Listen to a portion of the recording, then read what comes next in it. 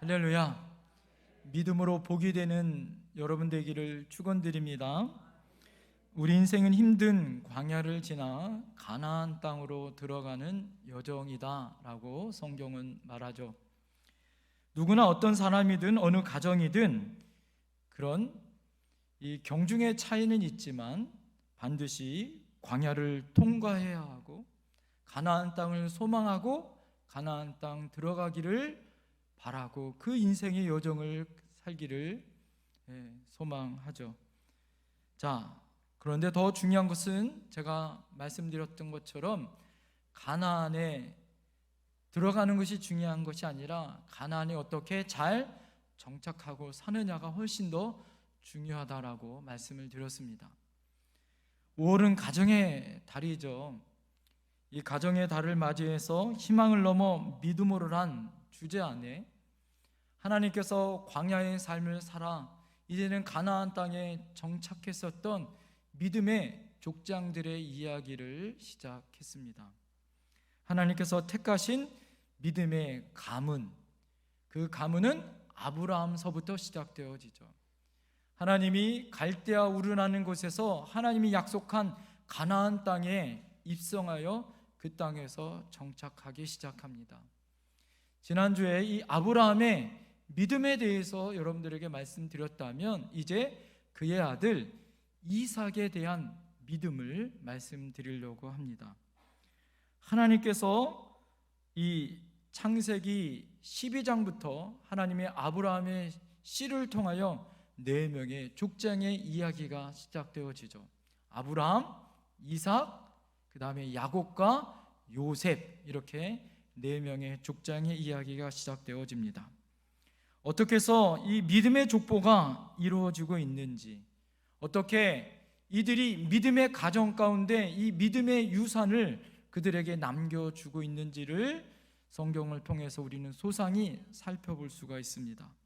그러면서 믿음은 이렇게 하나님 앞에 살아가야 하는구나, 믿음으로 이렇게 자녀를 양육해야 되는구나, 또 믿음으로 이렇게 열매를 맺는구나 라고 우리가 성경을 통하여서 배울 수 있고 또 그것을 통하여서 은혜를 받을 수 있습니다.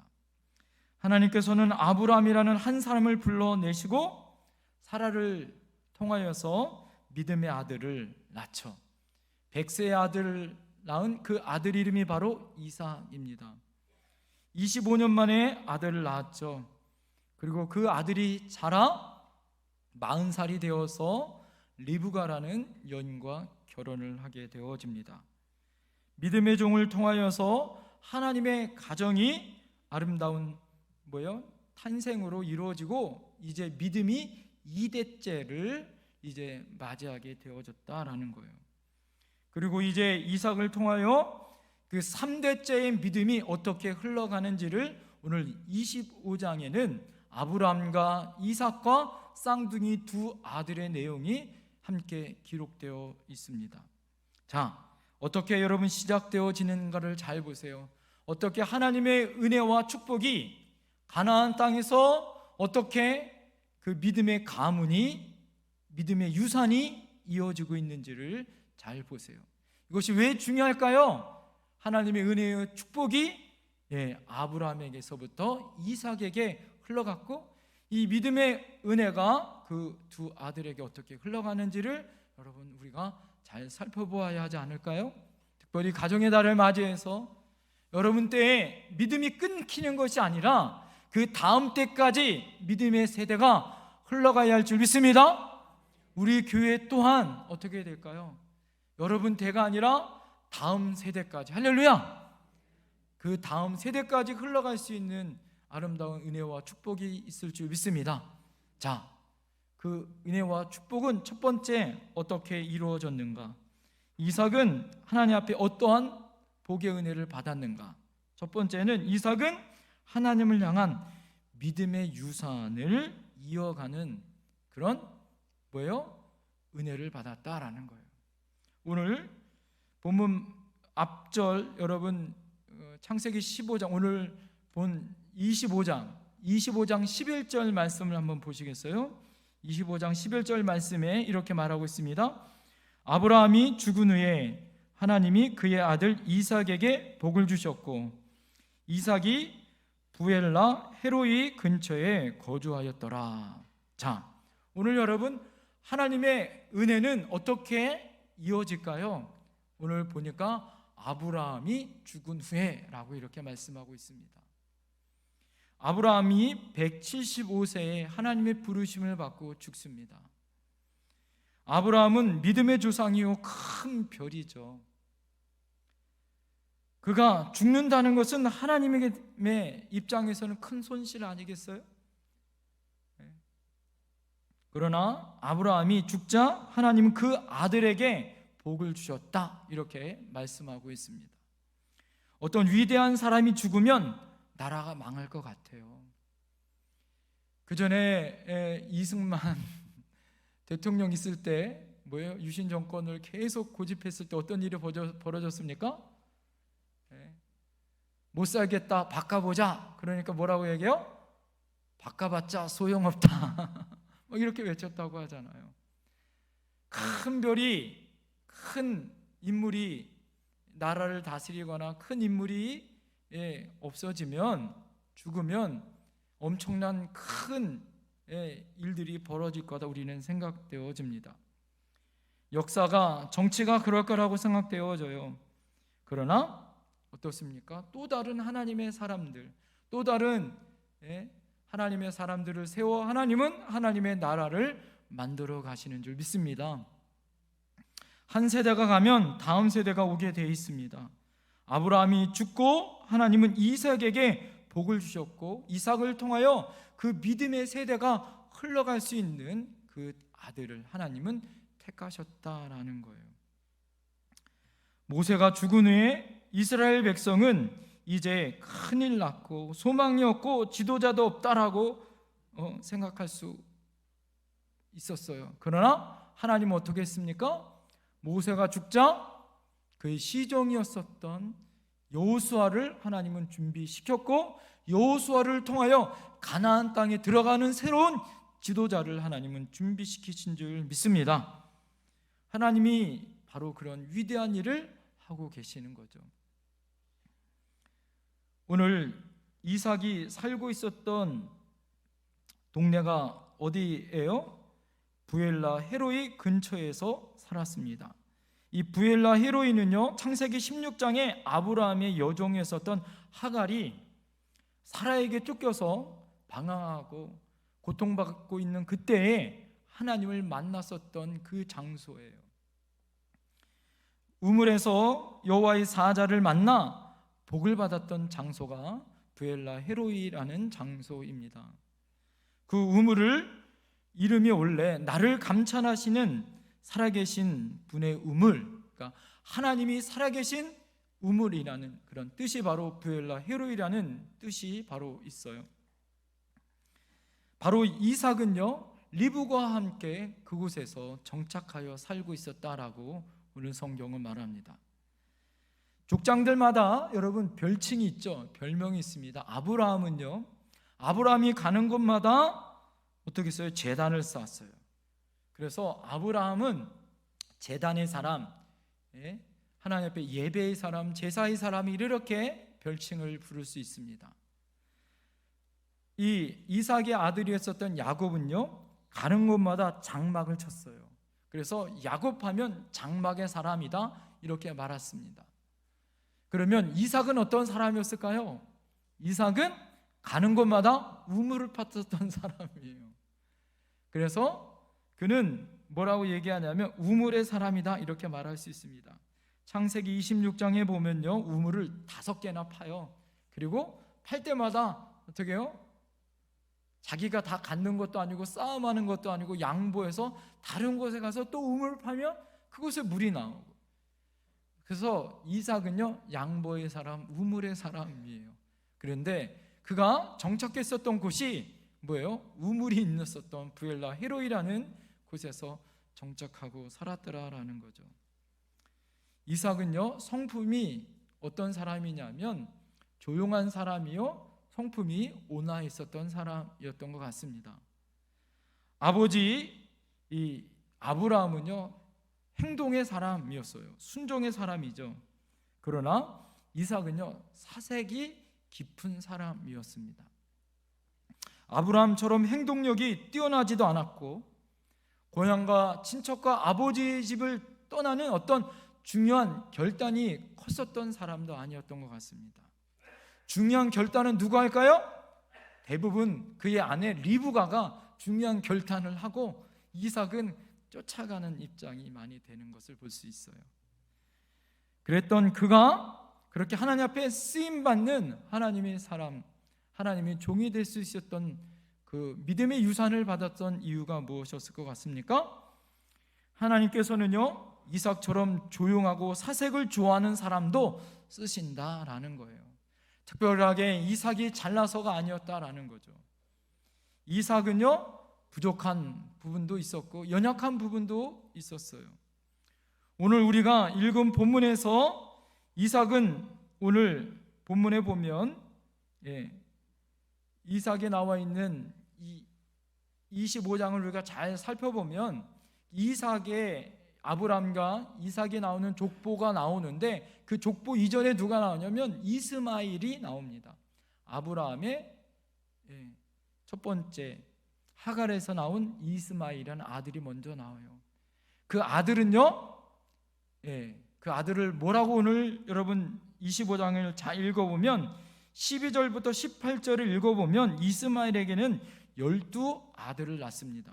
그런데 그 12아들이 그냥 아들들이 아니었어요. 모두 다 이 12아들들이 족속의 지도자들이 됐습니다. 이스마엘의 이 12아들 모두 다 이 족속의 지도자들이 됐다라는 것은 나중에 국가를 건설할 때 다들 왕이 되는 그런 훌륭한 족속의 지도자들이 됐다라는 거예요. 그런데 이 부족의 12아들을 기록했던 절이 몇 절이냐면 7절밖에 안 돼요. 7절로 끝납니다. 이스마엘이 137세를 살았고 그 아들은 12명인데 그 아들들은 모두 다 족장의 지도자로 살았다. 이것이 이스마엘의 역사의 끝이에요. 이스마엘의 모든 족속들은요 아주 훌륭합니다. 모든 족속의 지도자가 되어졌어요. 그런데 오늘 이삭을 잘 보세요. 오늘 이삭의 장면들을 우리가 잘 보면 이삭은요 하나님께서 얼마나 세심하게 이삭을 기록하고 있는지를 볼 수가 있어요. 25장부터 35장까지 10장에 걸쳐서 기록하고 있습니다. 세상적으로 보면 이스마엘이 훨씬 더 위대하죠. 그의 아들들은 12명이나 되어지고, 그죠? 그 12아들들은 모든 민족의 지도자요 부족의 왕들이 되어집니다. 그런데 오늘 보니까 이삭은요 40살이 되어져서 겨우 장가를 갔고 20년 동안 아들도 낳지 않았어요. 오늘 장면에 나오는 25장의 내용은 무엇이냐면 겨우 쌍둥이를 낳았다. 이것이 이삭의 내용이에요. 그것도 뱃속에서 싸우기 시작하는 쌍둥이 아버지로 기록되어졌습니다. 이스마엘은 12족속의 아버지가 되었고 세상적으로 보면 이스마엘이 훨씬 더 위대한 것 같고 세상적으로 보면 이스마엘이 훨씬 더 성공한 것 같아요. 이삭은 동네 우물가에 조용히 사색하는 쌍둥이 아버지. 이것이 오늘 본문의 내용이에요. 자, 그럼에도 하나님은 뭐예요? 이스마엘보다 이삭을 더 위대한 하나님의 축복의 조상으로 삼았다라고 말씀하고 있어요. 하나님의 눈에는 항상 하나님의 택한 백성, 하나님의 언약의 백성이 역사의 주인공임을 여러분 믿으셔야 할지 믿습니다.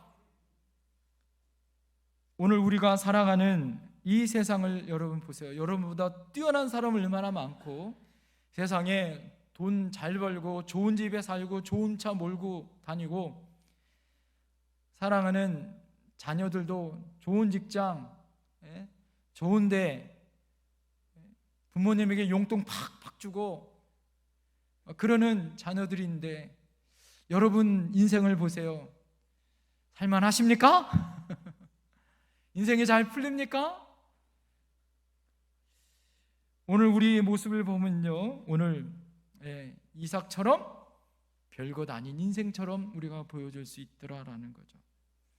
하나님은 우리를 위해서 그럼에도 불구하고 우리가 왜 위대한 존재가 되어지냐? 여러분, 우리는 그냥 존재가 아니에요. 우리는 하나님의 독생자 예수 그리스도의 피값을 산 하나님의 거룩한 하나님의 자녀예요. 할렐루야. 예수님의 십자가의 피로 대가를 지불하고 하나님의 자녀 삼으신 하나님의 거룩한 백성들이에요. 할렐루야.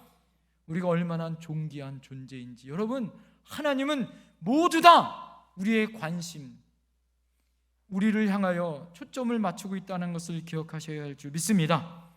하나님의 눈이 우리를 향하여 바라보고 있다는 것은 우리가 얼마나 대단한 존재인지를 우리가 인식하지 못해도 여러분, 그것을 아시는 것이 믿음이다라는 거예요.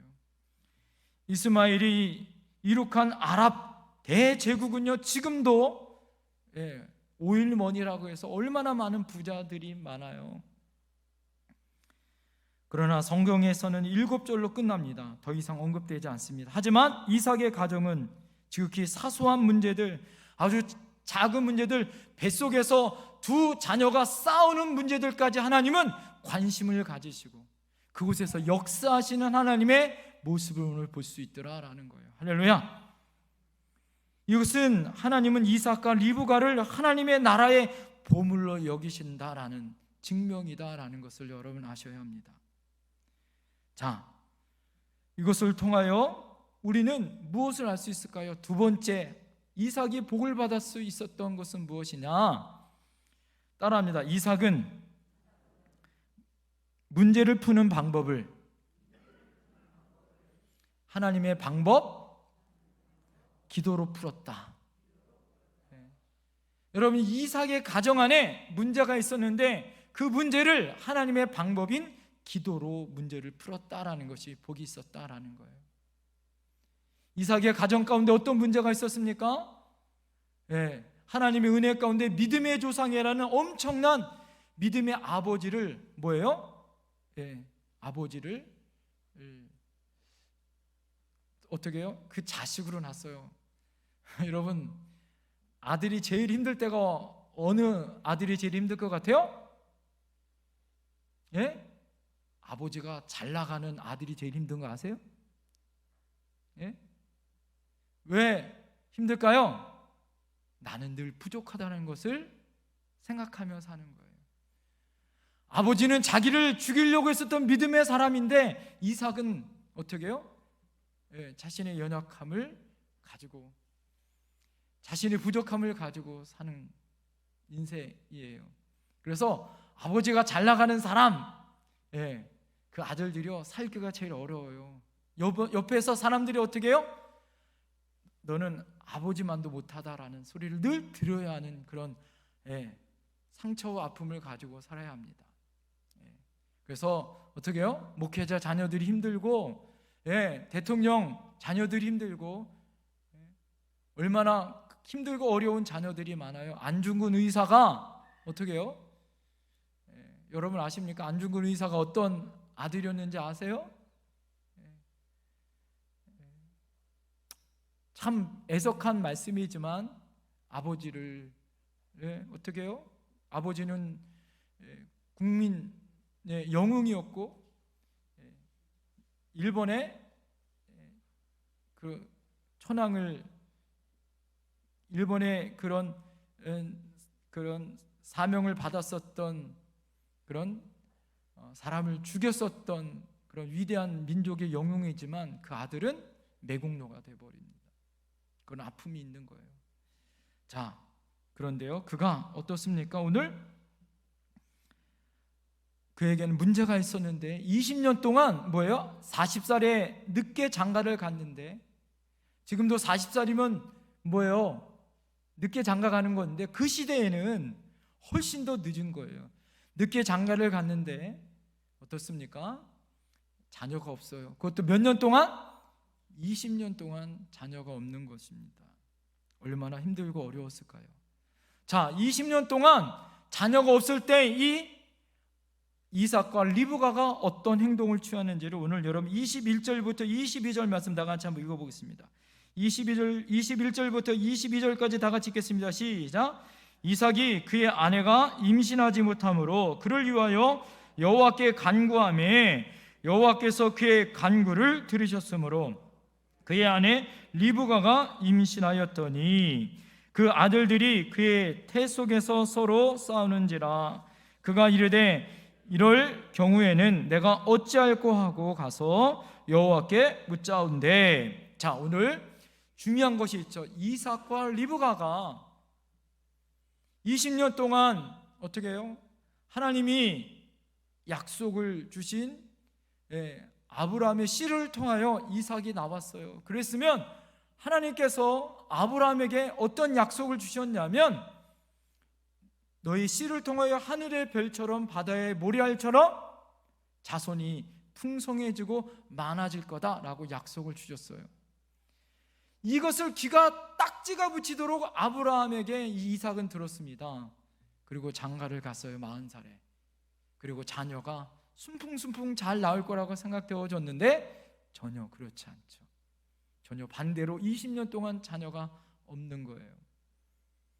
하나님께서는요, 아브라함을 통하여서 창세기 12장, 15장, 17장, 22장에 반복해서 말씀해 주셨고 이삭을 키우면서 아브라함 또한 그것을 기대했을 것입니다. 그리고 이삭도 그것을 기대하며 살았을 거예요. 그런데 그렇지 않은 거죠. 하나님의 약속은 있는데 응답은 없어요.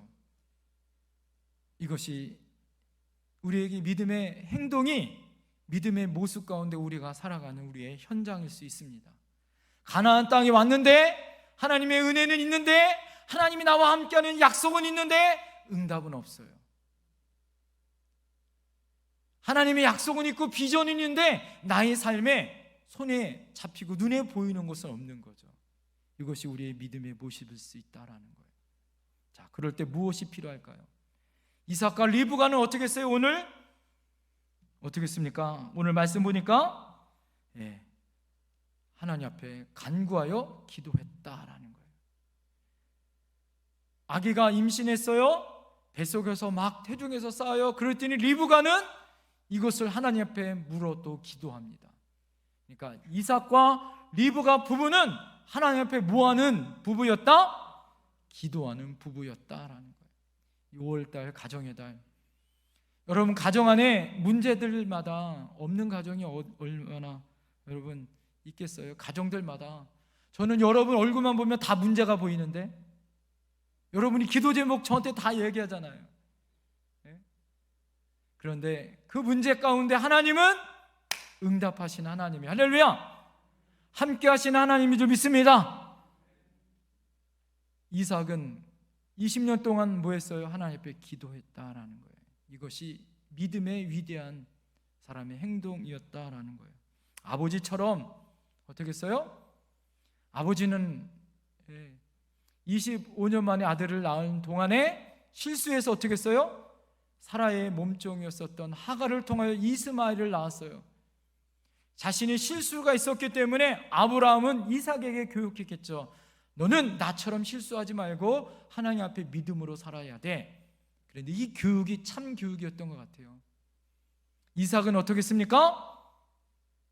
하나님의 약속을 믿고 끝까지 기도하며 낳은 두 쌍둥이의 자녀를 하나님의 은혜 가운데 낳았다라는 거예요.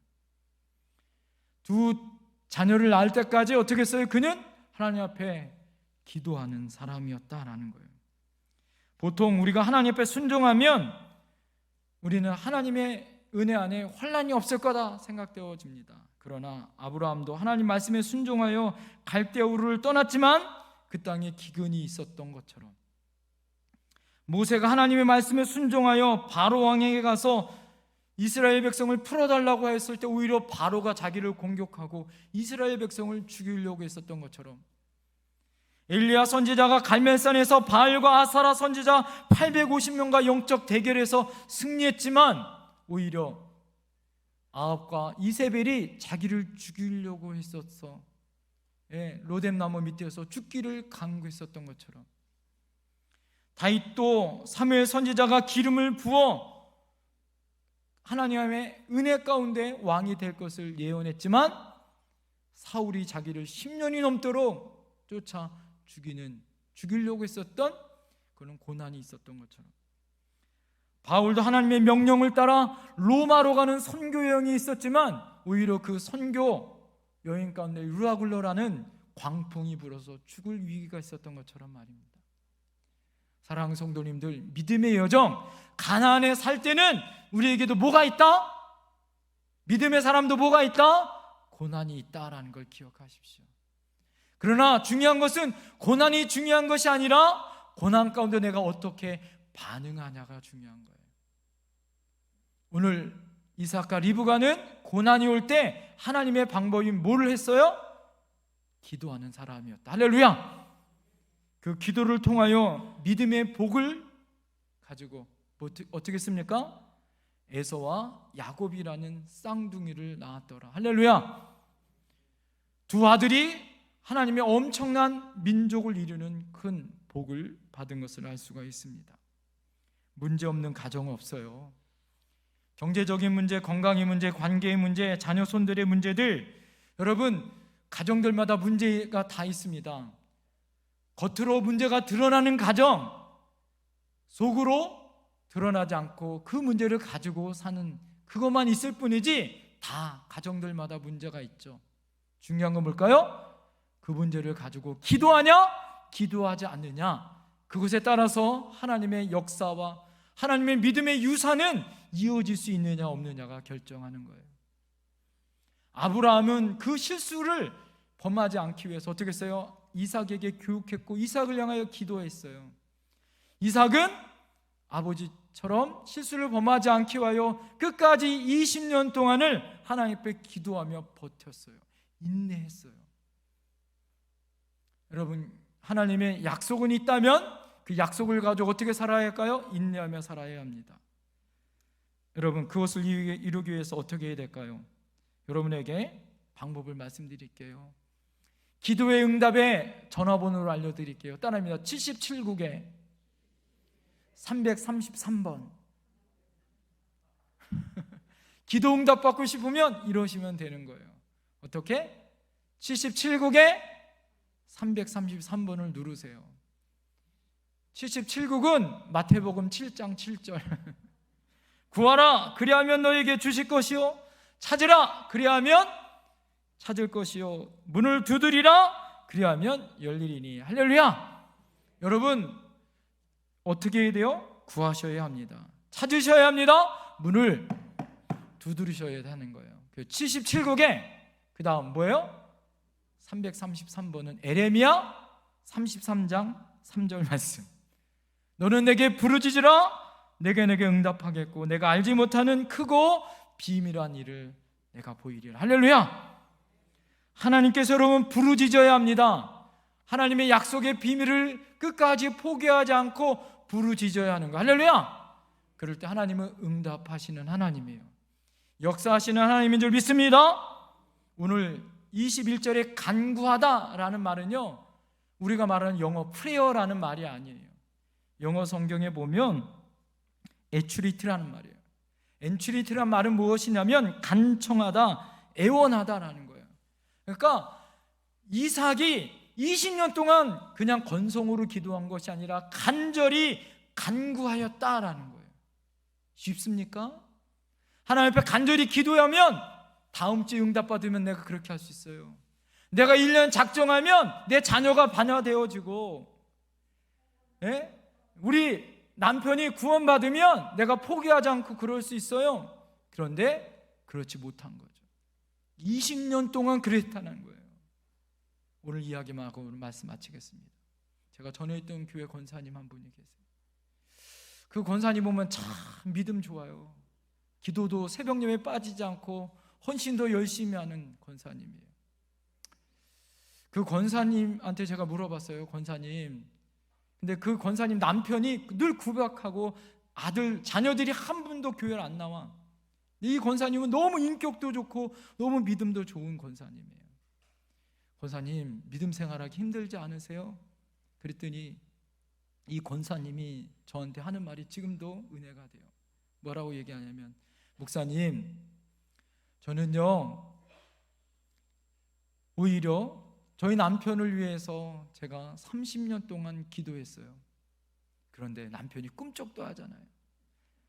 자녀를 낳고 자녀들은 교회 잘 믿고, 학생 때는 지금 교회 나오는 것 같은데 말도 안 듣고, 청년 되어지면서 교회도 안 나오기 시작해요. 이제는 시집장가 갔는데도 말도 안 들어요. 자, 그런데 이것이 은혜예요. 제가 포기하지 않고 하나님 앞에 30년 동안 내가 기도하지 않았다면 내 믿음은 제가 이렇게 지킬 수 없었을 거예요.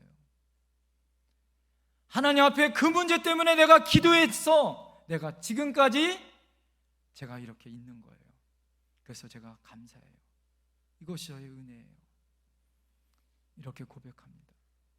사랑하는 성도님들, 우리의 가나안 땅은요 20년 동안 기도해야 하는 그런 험난하고 힘든 땅일 수 있어요. 여러분, 포기하지 마십시오. 그럴 때마다 77국에 333번을 외치셔야 합니다. 구하고 찾고 두드리세요. 할렐루야. 부르짖으세요. 사랑하는 성도님들, 이제는 교회에 와서 부르짖으세요.